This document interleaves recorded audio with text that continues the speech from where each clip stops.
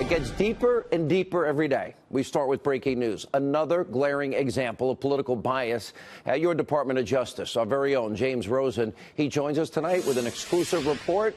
James, gets bigger every minute. Sean, good evening. When Fox News first queried the Justice Department about Associate Deputy Attorney General Bruce Ohr, a top official just 4 doors down from Deputy AG Rod Rosenstein, we were told that Ohr had been stripped of his title and his office a few hours before our inquiry. Later, DOJ told us that Ohr had lost that job because he is also and remains director of DOJ's Organized Crime Drug Enforcement Task Force, and that his wearing of 2 hats was, quote, unusual. Finally, this afternoon, DOJ officials acknowledged the real reason for Ohr's stunning demotion yesterday, namely that he withheld from superiors his meetings last year with 2 controversial figures. Investigators for the House Intelligence Committee have uncovered that Ohr met with Christopher Steele, the former British spy who authored the infamous anti-Trump dossier with input from Russian sources. And he also met with Glenn Simpson, the founder of Fusion GPS, the opposition research firm that paid Steele with funding from the Clinton campaign and the Democratic National Committee. The dossier was given to the FBI in July 2016, around the same time that Donald Trump accepted the GOP nomination. Former FBI Director James Comey has described the dossier as a collection of salacious and unverified material about Mr. Trump and his associates. I'm not sure when the FBI first took possession of it, but the media had it before you had it and we had it.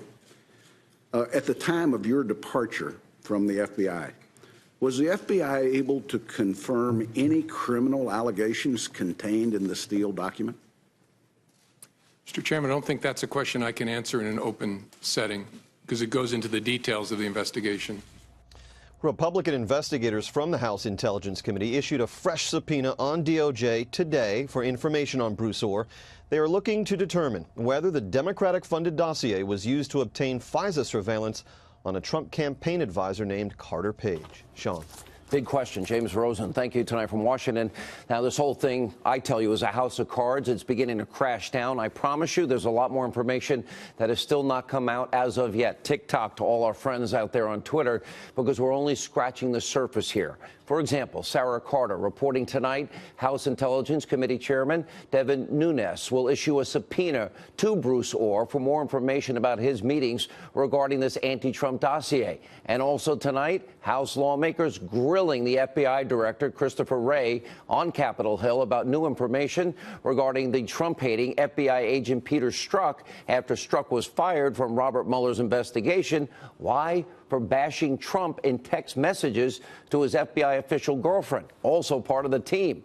Now, before we show you the video, remember, Strzok signed the document that started the entire Russian investigation, and Strzok's team was assigned to handle the dossier when it was first given to the FBI. And Strzok oversaw the interview of former National Security Advisor Lieutenant General Michael Flynn, and he played a key role in the Clinton email investigation. This guy never slept, including, by the way, attending Hillary's FBI interview that was not under oath. He was also there at the interviews of Clinton's top aides, Uma Abedin, Cheryl Mills, who we know lied. And Strzok is responsible for changing the key language in James Comey's statement that exonerated Hillary Clinton before the investigation from grossly negligent, which is the legal standard, to extremely careless. Now that you have all this information, take a look at this showdown. It's epic from today. What we've learned about FBI agent Strzok is that this is the one FBI agent that is literally at the epicenter of virtually every major decision the FBI has been involved in, action and inaction, about candidate Trump, about President Trump, and about candidate Clinton. And if that one agent at the center or source is decidedly anti-Trump and decidedly pro-Clinton, that raises real questions. I'm sure you're aware of the recent media reports indicating that Peter Strzok, who is a special agent at the FBI, changed the words grossly negligent to extremely careless in former Director Comey's statement closing the Clinton investigation. Gross negligence is the language in the statute, I believe. But I believe also that almost anybody who grabbed a thesaurus would say that gross negligence and extremely careless are pretty darn close to each other. You're right, they are synonyms. Extremely careless is a synonym for grossly negligent, which begs the question, why change it? How did this guy get on your supposedly unbiased team in the first place? If you watched today, you saw something that we have been telling you now for a long time, that other networks that say they're fair and balanced and objective and they consider themselves to be real journalists never talk about. Pretty amazing. Now, Peter Strzok, that's the Trump-hating, Clinton-loving FBI agent. He's tied to everything, including the fake news dossier. Watch very closely, an amazing moment, Congressman Jim Jordan connecting all of the dots, kind of like we've been doing on this show. Why? Because it's the truth. Something missing in today's world of so-called journalism, which I said was dead back in 2008. Take a look.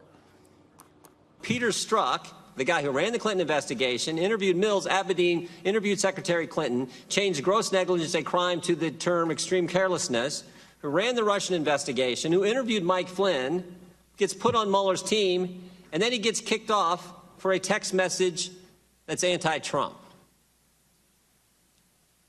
If you kicked everybody off Mueller's team who was anti-Trump, I don't think there'd be anybody left. So here there's got to be something more here. My hunch is it has something to do with the dossier.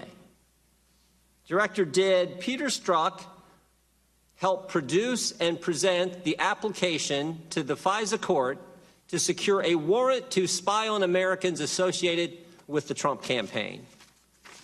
Congressman, I'm not prepared to discuss anything about a FISA process in this setting. Did Peter Strzok, was he involved in taking that to the court? I'm not going to discuss in this setting anything to do with the FISA court applications. It's been reported that this dossier was all dressed up by the FBI, taken to the FISA court, and presented as a legitimate intelligence document, that it became the basis for granting a warrant to spy on Americans. And I'm wondering if that actually took place. It sure looks like it did. Now, what Congressman Jordan is talking about, and what we have now been getting at for months, is this is critical to the entire so-called Russian investigation. You got everybody in the liberal, mainstream, destroy Trump media trying to make this all about non-existent Trump-Russia collusion. It's been a year, no evidence, but they've all been missing the point, and frankly, deliberately misleading and lying to you, the American people. They're lazy and they're overpaid. It's pathetic. The big story in all of this is the growing possibility, yes, it's emerging, that the FBI used the Clinton bought and paid for Russian dossier to obtain a FISA warrant to spy on American citizens that were connected to candidate and then President-elect Trump. Now, that would be weaponizing the very powerful tools and using them against an opposition party in an election year. Now, let's be clear here. It's not a smoking gun quite yet, but it's coming. But that's all where the signs now are pointing to. We'll follow this every single step of the way. We're ahead of the curve. Please stay with us. And one more very important point. Can anyone explain to me, anybody at all, how Robert Mueller's investigation can be described as fair, impartial, not biased? Let's imagine for just a second it's you, it's your family member, or somebody that you love and care about, your friends. Would you really want Robert Mueller and his team of partisan political hacks investigating you? Would you want a group of people that donated over $50,000 to the Democrats and filled with unethical officials and attorneys coming after you that hate one candidate, love the other candidate? Would you really trust them to be fair? Do you think this is how the justice system is supposed to work? Because I don't think so. And also tonight, yes, no class, Barack Obama back again. What is he doing? Launching a new far-left attack against President Trump, warning that America could turn into Nazi Germany. Now, he's speaking at the Economic Club of Chicago, and Obama said the danger today is, quote, growing complacent. We have to tend to this garden of democracy or else things could fall apart quickly. That's what happened in Germany in the 1930s, which, despite the democracy of the Weimar Republic and centuries of high-level cultural and scientific achievements, Adolf Hitler rose to dominate. 60 million people died, so you got to pay attention, and you got to vote. All right, very cute, very clever, comparing the president in a subtle way to Hitler and Nazis. Obama, by the way, how are your unrepentant domestic terrorist buddies, Bill Ayers and Bernardine Dohrn, doing? Oh, and by the way, please send our best wishes to the Church of GD America and the Reverend Jeremiah Wright. Now, Now, the former president is obviously sick, pathetic, and twisted in this obsession with President Trump. He's kind of like everybody in the media. And every single chance Obama gets, whether it be here or at home, overseas, doesn't matter, he's trashing, trying to undermine the president. Maybe he can't get over the fact that his record was atrocious. Maybe he needs to take his own advice and accept the results of the election. Okay, President Obama, Hillary lost. Time for you two to get over it. And by the way, I know this is probably impossible, but maybe try taking some notes from George W. Bush, because George W. Bush never criticized you, not one time after he left office, because he actually respected the office more and thought it was more important.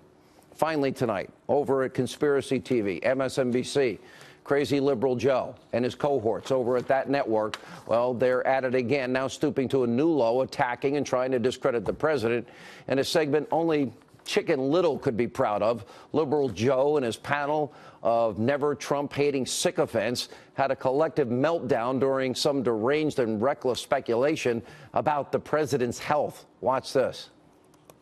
He is clearly slurring his words. I don't know what the cause of it is. The question of his fitness, of his stability, is in the air. At the beginning of the speech, before the slurring started, I said, Mika, look at him. This is not the person that we knew even 3 years ago. He does not look in great physical shape and hasn't for some time. Now it's Republicans that are coming to us and saying the President of the United States is not mentally fit. You're not mentally fit to host a TV show.